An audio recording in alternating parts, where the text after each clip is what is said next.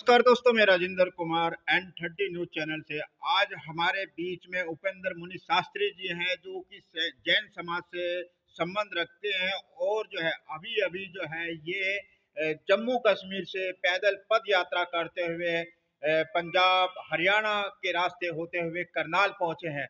आज ऐसे महान ओजस्वी हम शास्त्री जी से बातचीत करने का प्रयास करेंगे, जो कि जैन समाज में सामाजिक विचारधाराओं का समावेश करते हैं, जिन्होंने समाज के अंदर बहुत सारे ऐतिहासिक संदेश दिए हैं। ऐसी मानवता के विषय में आज हम उनसे बातचीत करेंगे कि जैन समाज की मानवता क्या है। चलते हैं और हम उनसे बातचीत करने का प्रयास करते हैं। शास्त्री जी नमस्कार। शास्त्री जी, थोड़ा सा पहले तो आप अपना जरा सा नाम बताएं और उसके बाद में थोड़ा कुछ बातचीत करनी है आपसे। क्या कहना चाहेंगे? मेरा नाम है जैन संत उपेंद्र मुनि। और हम अभी दिल्ली का पिछला चातुर्मास करने के बाद हरियाणा, पंजाब, J&K, हिमाचल, इस सारे प्रांतों को विचरते हुए पद यात्रा करते हुए करनाल में हम चातुर्मास हेतु यहाँ पर आए हैं। और हमारा यहाँ पर कार्तिक पूर्णमासी तक, गंगा स्नान के दिन तक 5 महीने हमारा स्थिरवास रहेगा। और यहाँ पर धर्म के विभिन्न बिंदुओं के पर हमारे विचार रहेंगे। प्रतिदिन यहाँ पर सभा गोष्ठी का आयोजन रहेगा 8 से 9 बजे तक। जी। सत्संग का आयोजन रहता है। आप भी उसमें आमंत्रित हैं अपने इष्ट मित्रों सहित। मैं ये सबसे पहले तो ये जानना चाहूँगा कि जो आप पैदल यात्रा करते हैं, उस पैदल यात्रा का क्या उद्देश्य होता है और मानवता का उसके बीच में क्या संदेश जाता है? पैदल यात्रा करने से हमारे को आम पब्लिक से जुड़ने का, आम जन समस्याओं का पता चलता है। यदि हम किसी वाहन का प्रयोग करके बहुत स्पीड से किसी इलाके से निकल जाते हैं, तो उस क्षेत्र का, वहाँ पर क्या क्या समस्याएं हैं, लोगों की प्रकृति कैसी है, उनकी समस्याएं कैसी हैं, इन सब बातों का पता नहीं चलता। इसके कारण फिर धर्म के बारे में प्रचार भी सही ढंग से नहीं हो सकता। लेकिन जब हम गांव गांव पांव पांव घूमते हैं और सभी वर्गों के लोगों से, और जो आर्थिक दृष्टि से बहुत आगे हैं, मध्यम हैं, सामान्य जीवन जी रहे हैं, या गरीबी रेखा से भी नीचे का स्तर जो जीवन जीते हैं, उन सब लोगों से संपर्क होता है।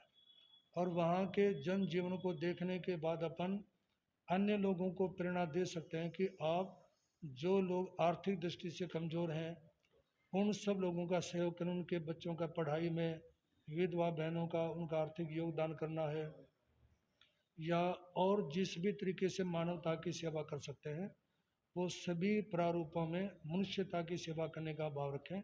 ये जब गांव गांव पांव पांव घूमते हैं, तब ये सारी बातें समझ आती हैं और लोगों को प्रेरणा देने में सुविधा रहती है।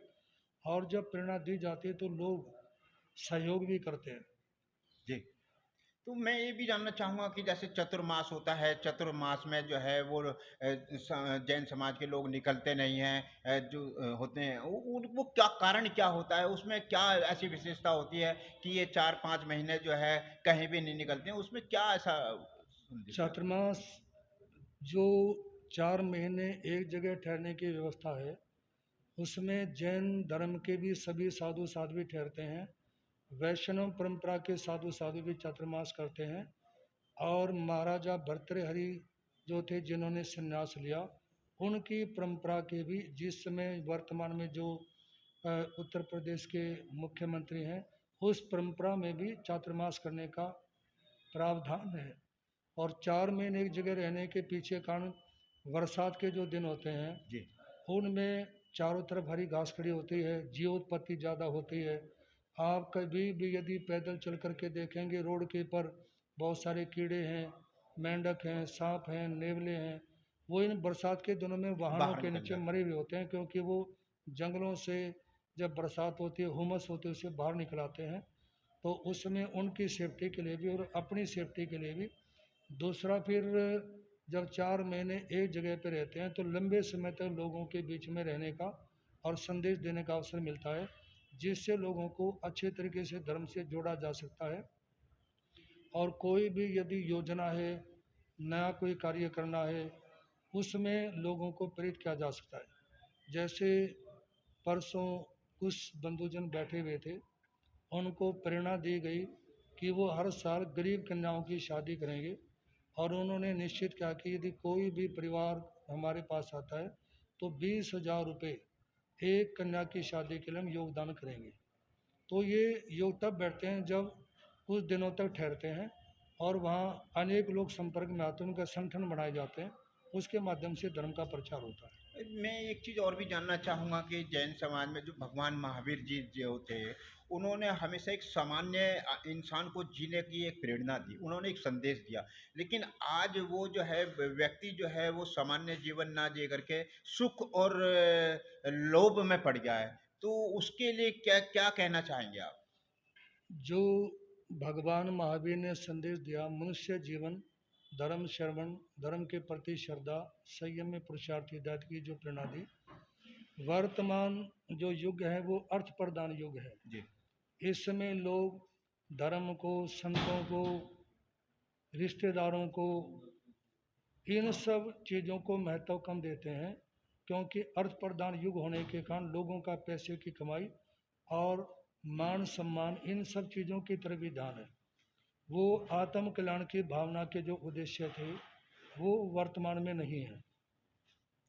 चाहे धर्म स्थानों में लोगों की लंबी लंबी लाइन लगी होती हैं, लेकिन उनमें से कुछ प्रतिशत ही ऐसे हैं जो आत्म कल्याण के भाव से धर्म के साथ में जुड़े हों, और जिनके मन में भाव आ कि मेरी आत्मा का कल्याण हो सके, जी। वो केवल एकमात्र बाह्य प्रदर्शन तक ही सीमित रहते हैं।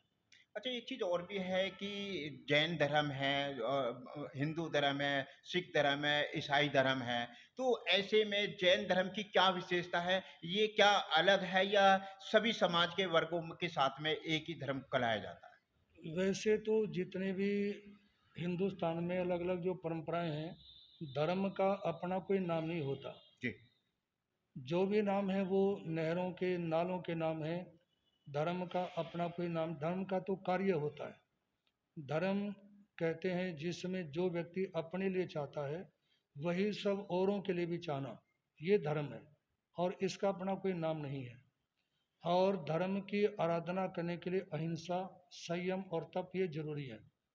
जिस धर्म में अहिंसा नहीं है, संयम नहीं है, तप नहीं है, उस धर्म के माध्यम से लोग जीवन का कल्याण नहीं कर सकते। और ऐसे में चाहे भगवान बुद्ध हैं, भगवान महावीर हैं, गुरु नानक हैं, यीशु हैं, ये सभी धर्म के जो भी प्रवर्तक हुए, इन्होंने सभी महापुरुषों ने अच्छी प्रेरणा दी है, जी। अच्छी शिक्षाएं दी हैं, और किसी भी पंथ में कोई कमी नहीं है। यदि कमी है तो उसके पुजारी में है, क्योंकि जो जो धर्म के प्रवर्तक हुए हैं उन्होंने साधनाएं की हैं, कठोर परिश्रम के अध्यात्म के क्षेत्र में। बाद में जो भी लोग जुड़ते हैं, धीरे धीरे कमी आते आते, कमी आते आते वो बहुत कुछ बदल जाता है। अन्यथा जो भी महापुरुष हुए हैं उन सभी का जीवन महान था। मैं एक चीज़ थोड़ा और भी जानना चाहूँगी कि अध्यात्म क्या चीज़ होती है? एक होता है धार्मिक क्षेत्र और एक होता है आध्यात्मिक क्षेत्र। जी। धार्मिक क्षेत्र और धार्मिक लोग उन लोगों को बोलते हैं जो धर्म के लिए लड़ाई करते हैं, झगड़े करते हैं, क्लेश करते हैं, वो धार्मिक व्यक्ति हैं, आध्यात्मिक नहीं है। आध्यात्मिक व्यक्ति वो होते हैं जो धर्म के कार्य में शांति से सहयोग करते हैं, और आत्म कल्याण की भावना से स्वाध्याय करना है, जप करना है, मेडिटेशन इत्यादि करना है, वो सब कार्य करने वाले लोग हैं आध्यात्मिक। जिनका समूचा योगदान शांति के लिए होता है वो आध्यात्मिक है। और जो धर्म को लेकर के लड़ाई झगड़े इत्यादि करते हैं वो धार्मिक है। जैसे कभी स्वामी विवेकानंद जी ने एक बार कहा था कि लोग धर्म के लिए लड़ेंगे, मरेंगे, कटेंगे, लेकिन धर्म का आचरण नहीं करेंगे। वो स्थिति आज वर्तमान में है। तो आप अपने जीवन के कुछ अनुभव बताएँगे जो समाज के लिए प्रेरणादायक बन सकें? समाज में प्रेरणा के लिए जरूरी है वर्तमान में चोरी से बचना, अंडा नहीं खाना, मांस नहीं खाना, शराब नहीं पीना, प्रस्त्री गमन नहीं करना, वेश्यागमन नहीं करना, शिकार नहीं करना, जुआ सट्टा इत्यादि नहीं खेलना, और मोबाइल इत्यादि से दूरी बना करके रखना, क्योंकि ये सब चीज़ें ऐसी हैं, एक बुराई अनेक बुराइयों को पैदा कर देती है। तो हमारे गुरुदेव श्री प्रेमसु जी महाराज जी बोलते थे, बीड़ी बुराइयों की माँ। एक छोटी सी बुराई इंसान के पल्ले लगती है, और यदि उसमें सुधार नहीं होता तो वो अनेक बीमारियों को, अनेक कमजोरियों को इंसान के जीवन में ले आती है। तो सर आजकल ये जो स्वामी जी, जो आजकल की युवा पीढ़ी है वो अपने संस्कारों से भटक रही है। शिक्षा के क्षेत्र में तो आगे बढ़ रही है, लेकिन नई टेक्नोलॉजी में आ रही है, वैज्ञानिक युग कहा जा रहा है। लेकिन जो पारिवारिक और जो हमारे गुरु पूर्वजों के जो एक संदेश हुआ करते थे, उन सबको भूल गई है। तो उनके लिए कुछ कहना चाहेंगे आप? इसमें ये युवाओं के भटकने वाली कोई खास बात नहीं है, उनके माता पिता भटके हुए हैं। क्योंकि जो जिस बच्चे की माँ अपने गर्भ काल के दौरान मोबाइल का बहुत प्रयोग करते रही, मार्केटों में घूमती रही, सिनेमा हॉलों में घूमती रही, और बच्चे ने वो सब बातें, मोबाइल चलाना, घूमना, अनुशासनहीनता, ये सब वो गर्भ में सीख करके पैदा हुआ है।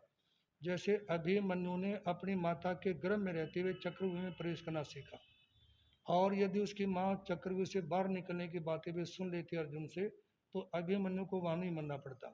तो आज जो वातावरण बना हुआ है, जो बच्चे पैदा हो रहे हैं, उनके माता पिता ही सारे दिन मोबाइलों में और अन्य सैर सपाटों में, अप्पू घरों में, पिकनिक स्थलों के ऊपर घूमते रहते हैं। तो ऐसे में बच्चों को संस्कार नहीं मिलते। मैं थोड़ा-सा एक चीज़ और भी लास्ट में जानना चाहूँगा कि जो जैन धर्म के अंदर एक होते हैं जो व्हाइट कपड़े जैसे आप पहने हुए हैं, एक निवस्त्र जिसको बोलते हैं, पूरा जो अपना वो है शरीर को त्याग करके दुनिया के लिए समर्पित हो जाना। तो उन दोनों में क्या अंतर होता है? उनके लिए थोड़ा-सा बताने का प्रयास करेंगे। ये जो जैन धर्म है, इसके अंदर 4 शाखाएं हैं। मूल नियम सभी के एक जैसे ही हैं। अहिंसा का पालन करना, सत्य बोलना, चोरी नहीं करना, ब्रह्मचर्य का पालन करना, और जरूरत से ज़्यादा चीज़ों का संग्रह नहीं करना, आवश्यक वस्तुएं ही प्रयोग करना। जी। ये जैन धर्म की 4 शाखाएं हैं। श्वेतांबर स्थानक वासी, दिगंबर समाज जो नग्न रहते हैं, और तेरहपंथी जिनकी मुंहपत्ती थोड़ी लंबी होती है, और श्वेतांबर मंदिर मार्गी जो मुख वस्त्री का हाथ में रखते हैं। जी। सभी के मूल नियम एक ही हैं, और सभी को भगवान महावीर ने प्रेरणा दे कि आप लोगों ने अहिंसा, सत्य, ऐश्वर्य, ब्रह्मचर्य, अपरिग्रह, दिशाओं में आने जाने की मर्यादा, भोग परिभोग की चीज़ों की मर्यादा, व्यर्थ के कार्यों से अपने आप को दूर रखना, प्रतिदिन 48 मिनट जप करना, आत्म साधना करना, अतिथियों की सेवा करना, और यथाशक्ति तप का लाभ लेना, ये सभी को समान प्रेरणा देनी होती है। देखिए, ये थे हमारे बीच में उपेंद्र मुनि शास्त्री जी, जो कि साधना ही जीवन है, उसके विषय के बारे में बता रहे थे। चलेंगे और नमस्कार, आगे भी आपसे बातचीत करेंगे। नमस्कार, जय हिंद, धन्यवाद।